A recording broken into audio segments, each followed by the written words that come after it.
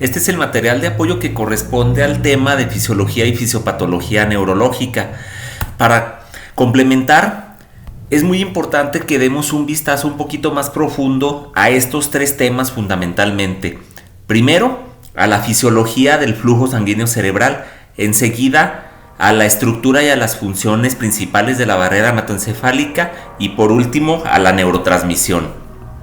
Bueno, como datos relevantes que tenemos, siendo el encéfalo un órgano que apenas alcanza alrededor del 2% del peso corporal, llama la atención que reciba hasta el 20 a 25% del gasto cardíaco. Esto tiene obviamente una explicación. El encéfalo, el cerebro, es un órgano con unos altos requerimientos metabólicos. Tiene mucho consumo de energía, por lo que requiere glucosa y oxígeno constantes. Aquí lo que nos debemos de preguntar es ¿qué otros sustratos se pueden utilizar por parte de las neuronas para obtener combustible? Ya que está bien demostrado que una vez que el flujo sanguíneo cerebral cae fuera de la autorregulación a rangos de isquemia, a los pocos minutos las neuronas dejan de funcionar. Y si este tiempo se prolonga más de 5 o 6 minutos, incluso hay muerte ya neuronal irreversible. Hay otros combustibles que las neuronas pueden utilizar y que están bastante descritos, por ejemplo, en neurotrauma. En neurotrauma hay una pérdida de la autorregulación del flujo sanguíneo cerebral y el cerebro, inclusive como mecanismo protector, es capaz de obtener energía a través de otros compuestos. Aquí la importancia es que trates de profundizar en este tema y buscar qué compuestos son esos. Hablábamos entonces de que un órgano de alrededor de 1400 a 1500 gramos reciba alrededor de 20 a 25% del gasto cardíaco. Esto representa casi 1 litro por minuto. Y cuando lo pasamos a fisiología del flujo sanguíneo cerebral, estamos hablando de una tasa de flujo sanguíneo cerebral de alrededor de 40 a 50 mililitros por cada minuto por cada 100 gramos de tejido cerebral. La autorregulación es el mecanismo fisiológico que asegura que este flujo sanguíneo cerebral se mantenga constante, y de ella se derivan, tanto de la autorregulación como del flujo sanguíneo cerebral, importantes parámetros fisiológicos que nosotros utilizamos en la monitorización del paciente neurocrítico. Por ejemplo, el consumo metabólico regional de oxígeno, que a nosotros nos sirve para determinar si un paciente está en el rango normal de extracción de oxígeno, está en isquemia o está en hiperemia. El mantenimiento del flujo sanguíneo cerebral asegura el potencial de reposo de las membranas de las neuronas.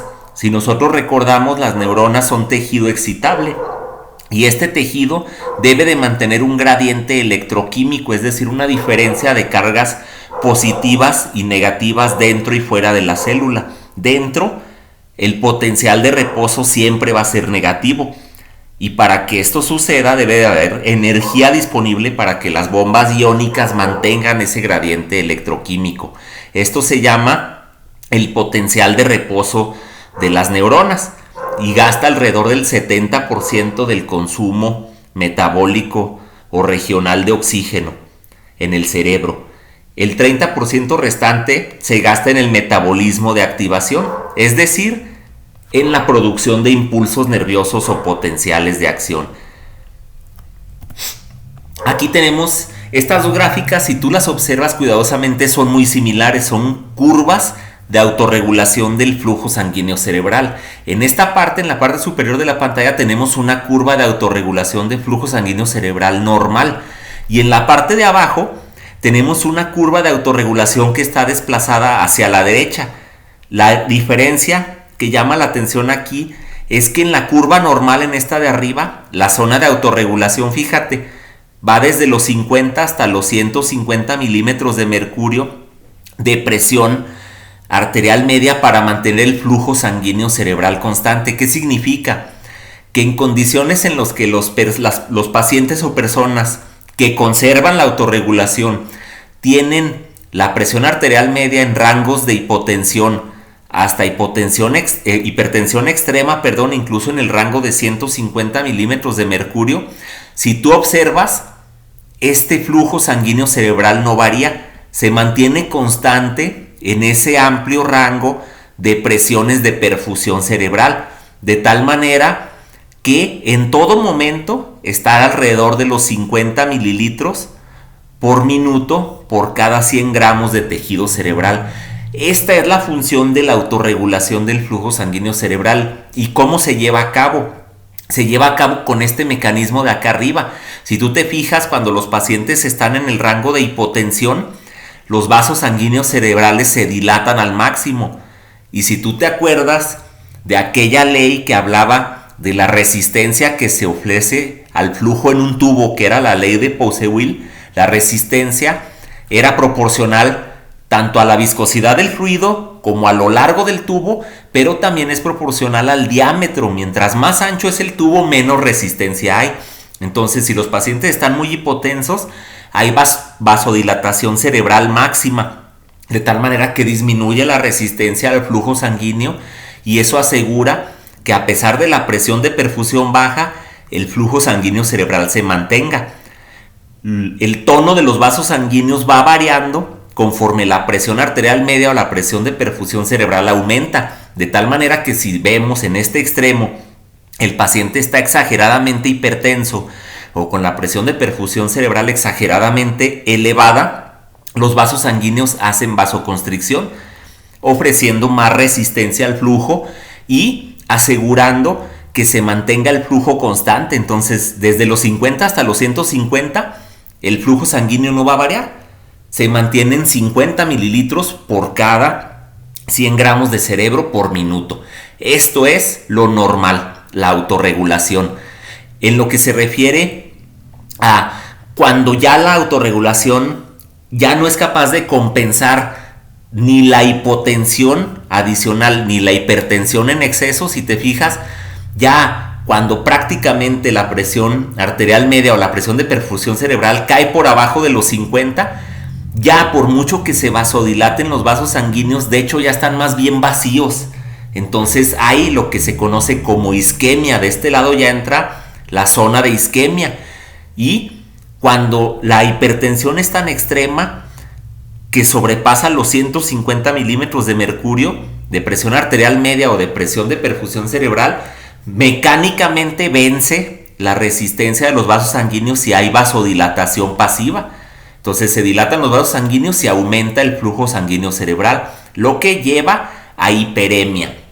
Ambas, tanto la hiperemia como la isquemia, provocan edema cerebral y ambas provocan, si tú te fijas en esta línea negra, hipertensión intracraneal, es decir, aumento en la presión dentro de la cavidad craneal. Esta curva de abajo es una curva típica de un paciente con hipertensión crónica. Los mismos fenómenos que explicamos aquí arriba, lo único que cambia, si tú te fijas, es que su zona de autorregulación es mucho más estrecha. Si yo a un paciente con hipertensión crónica lo manejo con presiones arteriales también demasiado bajas, va a ser isquemia. Y en este caso, mira, empieza a hacerla alrededor de los 75 milímetros de mercurio, no de los 50. Por eso en los pacientes con hipertensión crónica, como la curva está desplazada hacia la derecha, es importante tomarla en cuenta para determinar cuál es la presión arterial media que nosotros vamos a manejar. Estos pacientes generalmente van a requerir presiones arteriales un poco más altas, ¿sí? De tal manera que no los llevemos a la isquemia. Y también son pacientes que ya tienen una pérdida de los reflejos, se llaman miogénicos, es decir, de los que generan vasoconstricción. Por lo tanto, también cuando se hipertensan, aunque no sea tan severamente como hasta los 150 milímetros de mercurio de presión arterial media, también pueden hacer hiperemia. Entonces, básicamente lo que significa esta curva desplazada a la derecha es que su zona de autorregulación, la zona azul, se maneja en límites o en rangos más estrechos. Aquí, en esta parte interactiva, tenemos que este tono vasomotor se gobierna por mecanismos neuromorales, mecanismos vasomotores o reflejos miogénicos que decíamos. El músculo es común que simplemente al tocarlo se contraiga, eso se refiere a un reflejo miogénico. A sustancias humorales como las cascadas vasodilatadoras y vasoconstrictoras, Y por último, lo que mencionábamos en el gráfico de abajo, la curva de autorregulación se desplaza a la derecha en pacientes con hipertensión crónica. El siguiente tema que vamos a abordar aquí rápidamente es la neurotransmisión. Hablábamos que los impulsos nerviosos llegan a través de conducción axonal hacia el final del axón, que es el botón sináptico. Hasta ese punto estamos hablando de conducción eléctrica. Si te acuerdas de los primeros videos de la serie de fisiología y fisiopatología neurológica, el potencial de acción se generaba cuando se alcanzaba el estímulo umbral. Se abrían los canales de sodio de manera masiva y se generaba un impulso nervioso o potencial de acción. Ese impulso se conducía a través de toda la acción por conducción eléctrica básicamente. Pero cuando el impulso nervioso llega al botón sináptico y despolariza el botón sináptico, se activan unas vesículas que están mediadas por calcio y que hacen que estas vesículas que contienen los neurotransmisores se acerquen hacia el espacio sináptico, hacia la porción presináptica del botón axonal, y es ahí donde se libera el neurotransmisor. Una vez que el neurotransmisor está libre en el espacio sináptico, ahora sí alcanza la célula diana, excitándola o inhibiéndola según el tipo de neurotransmisor de que estemos hablando. Y finalmente, algunos neurotransmisores se degradan, por ejemplo la acetilcolina, por una enzima especial llamada colinesterasa, y otros neurotransmisores se reciclan, es decir, se vuelven a recapturar hacia el botón presináptico para volverlo a utilizar. En la primera serie de videos hablábamos de algunos de los neurotransmisores más relevantes en la fisiología neurológica. Aquí lo tenemos, pero ahora, por decirlo así, esquematizado. Tenemos la importancia de muchos sistemas de circuitos neuronales que tienen funciones muy especializadas y muy características según la región del cerebro de donde estemos hablando. Algunos ejemplos, por ejemplo, toda la zona de la corteza cerebral está muy poblada de receptores sensibles a estos neurotransmisores. Dopamina para el bienestar, para la activación, para ser capaces de hacer nuestras cosas del día a día, de todos los días. Tenemos los neurotransmisores que son excitadores, es decir, que nos despiertan, y los que son inhibidores, gracias a los cuales entramos en sueño fisiológico. En los sistemas límbicos, por ejemplo, donde están mucho o recaen mucho los estados de ánimo, por ejemplo, y las respuestas instintivas, tenemos, por ejemplo, muchos neurotransmisores como la serotonina, por ejemplo. Si se fijan acá, todo lo que es diencéfalo, tálamo, hipotálamo, están muy gobernados por respuestas instintivas y emocionales. Entonces tenemos, por ejemplo, neurotransmisores que se relacionan mucho con la euforia y el bienestar, como la dopamina, que tienen funciones de activación y que son de corte, por decirlo así, antidepresivos, como la serotonina. Y tenemos neurotransmisores que son esenciales, por ejemplo, en el hipocampo para los mecanismos de memoria y respuestas reflejas, para las respuestas incluso hasta de ira. Inclusive tenemos neurotransmisores importantísimos en estos núcleos de la sustancia negra. La dopamina es un neurotransmisor importantísimo para el movimiento. Cuando estas neuronas de la sustancia negra o nigra degeneran y hay ausencia del neurotransmisor dopamina, se relaciona con movimientos tipo parkinsonismo y con la enfermedad de Parkinson. Tenemos neurotransmisores que están ya en las porciones más inferiores del encéfalo, en el tallo cerebral, y que forman parte del sistema de activación o sustancia reticular activante, que nos ayudan todos los días a recuperar la conciencia tras el periodo de sueño fisiológico.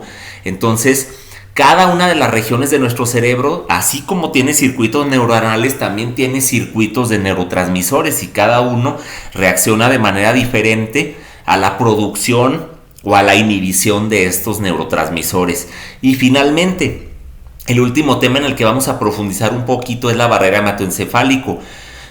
Esta barrera tiene una permeabilidad altamente selectiva y separa el flujo sanguíneo del fluido extracelular cerebral. Literalmente es una pared. Imagínate que de este lado donde están los números están corriendo los hematíes, los eritrocitos y el plasma, y de este lado está el intersticio cerebral. Aquí estaría la barrera hematoencefálica, y la barrera hematoencefálica se encarga de separar los dos compartimentos, el hemático y el cerebral, de tal manera que filtra lo que atraviesa hacia el cerebro. Está conformada por el endotelio. Ese forma parte del espacio vascular. El endotelio son las células que tapizan los vasos sanguíneos. El pericito, que son células ya propias y especializadas del tejido nervioso. Y una parte de los astrocitos que tiene forma de pie, por eso se llama podocito. Entonces, juntas estas tres estructuras son los componentes celulares de la barrera hematoencefálica y explican parte de su permeabilidad selectiva. Entre esas células hay uniones estrechas, y una característica de la barrera hematoencefálica es que el endotelio capilar de los vasos sanguíneos cerebrales no tiene fenestras. Ahorita explicamos un poquito más esquemáticamente eso. Tienen las células unas cosas que se llaman uniones adherentes y zonas occludens, es decir, que entre los espacios que hay entre célula y célula no son espacios físicamente patentes, están sellados como por una red de mallas y de proteínas de unión que tampoco van a dejar que nada atraviese libremente de manera intercelular, es decir, entre célula y célula. Y aparte, las células del endotelio de la barrera hematoencefálica muestran una polaridad eléctrica ligeramente distinta al resto de las células endoteliales de otros lechos capilares en nuestro cuerpo, de tal manera que por carga eléctrica repelen muchas proteínas y moléculas para que no puedan atravesar libremente la barrera hematoencefálica. La barrera es de importancia capital en la neuroinfección, ya que se activa y las uniones intercelulares se pueden abrir, permitiendo la formación de edema y el paso de moléculas inflamatorias. Es de capital importancia en la neuroinflamación, en la génesis del edema cerebral y obviamente en la neurofarmacología. Aquí lo vemos explicado esquemáticamente. Esto que dice lumen capilar, pues está lleno de plasma y de eritrocitos. Estas células anaranjadas son células endoteliales, como en todos los capilares de nuestro cuerpo.